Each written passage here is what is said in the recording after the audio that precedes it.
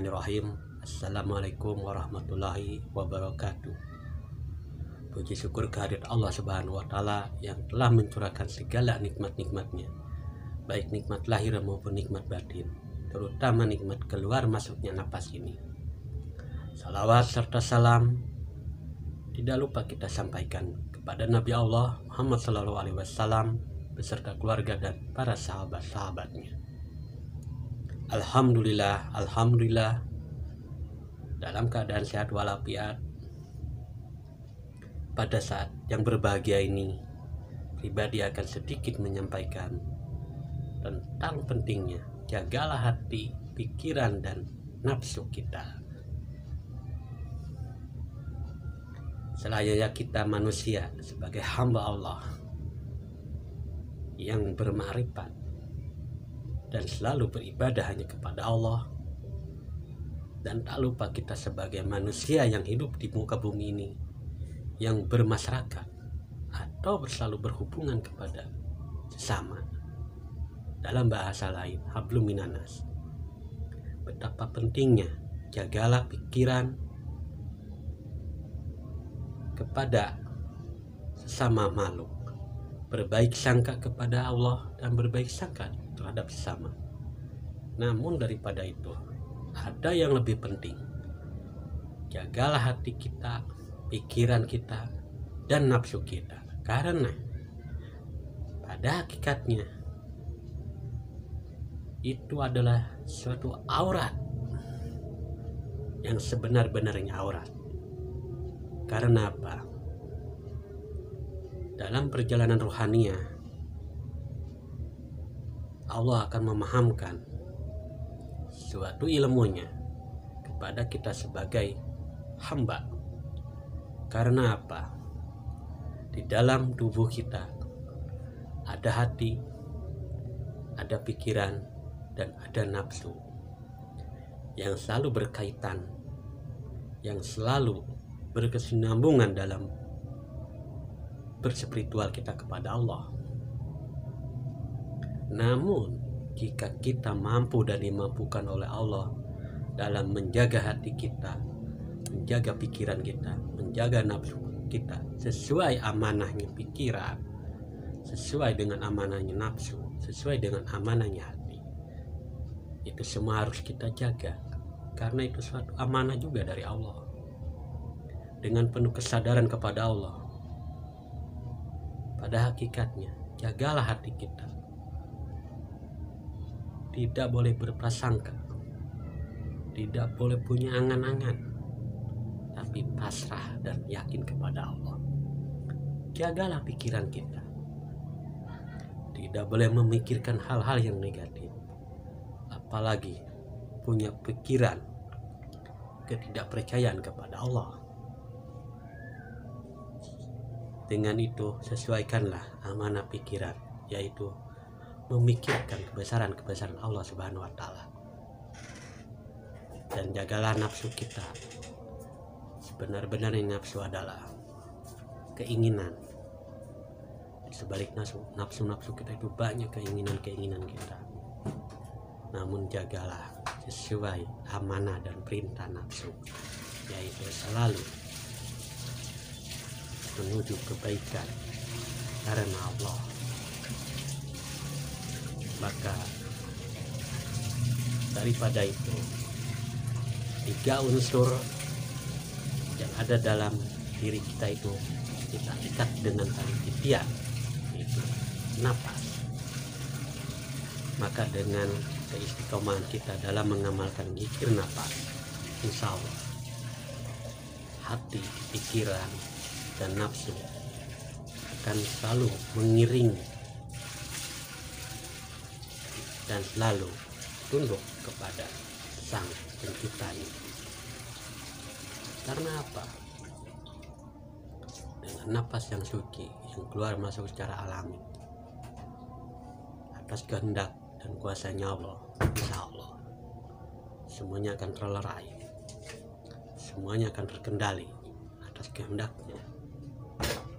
Karena apa? Mereka juga makhluk. yang Allah ciptakan untuk melengkapi yang namanya jasad ini.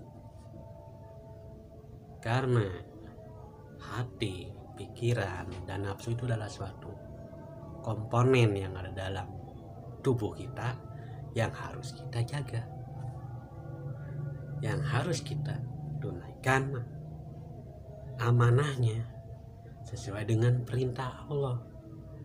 Hati kita ya berarti untuk menerima apa ya, menerima rasa yang suci, rasa yang bersih, bukan dirasa-rasa, beda ceritanya. Dan pikiran kita diamanahkan juga oleh Allah. Gunakanlah pikiran kita kepada hal-hal yang positif, bukan kepada hal yang negatif. Nah, bila kita menunaikan amanah pikiran sesuai perintah Allah, yaitu memikirkan kebesaran-kebesaran Allah, itulah amanah sang pikiran yang akan menunjang kepada perjalanan rohaniah kita.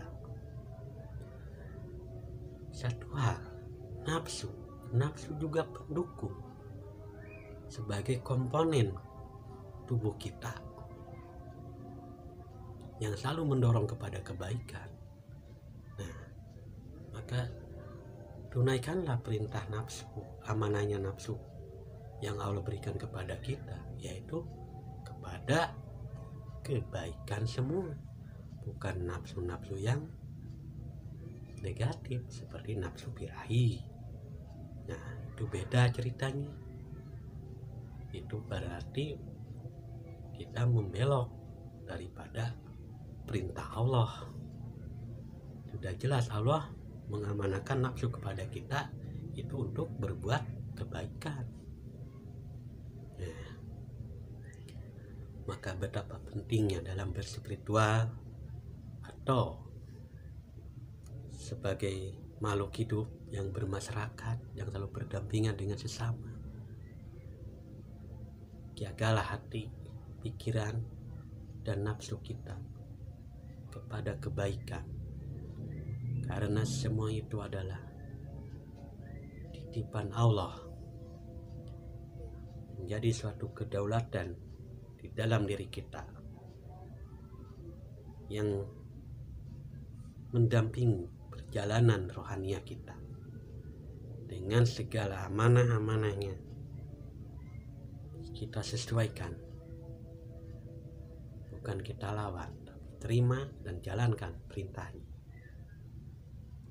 Karena hakikat hati, pikiran, nafsu itulah adalah aurat. Maka dari itu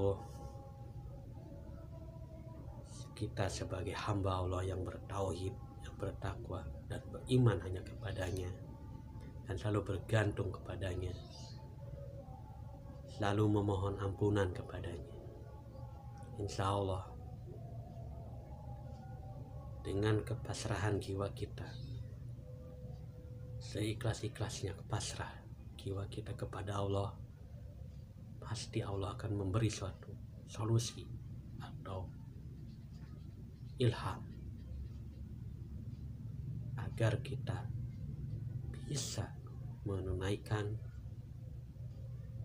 amanah daripada hati, pikiran, serta nafsu.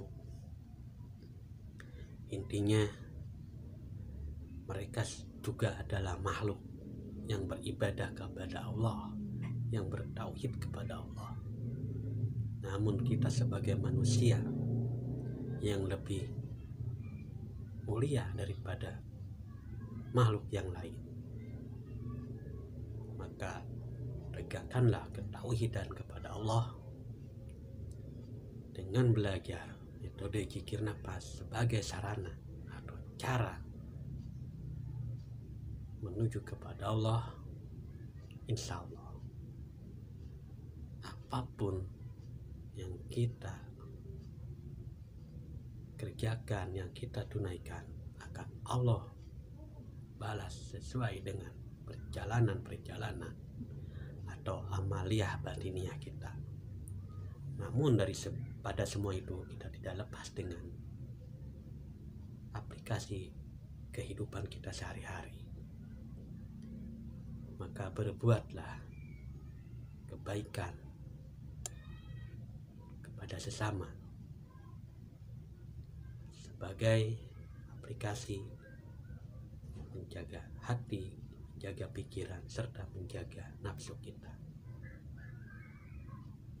Semoga apa yang pribadi sampaikan saat ini bermanfaat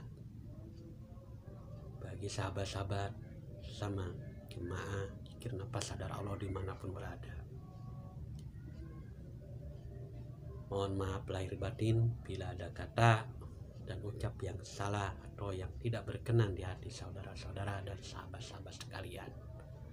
Akhirul kalam, wassalamualaikum warahmatullahi wabarakatuh. Siap.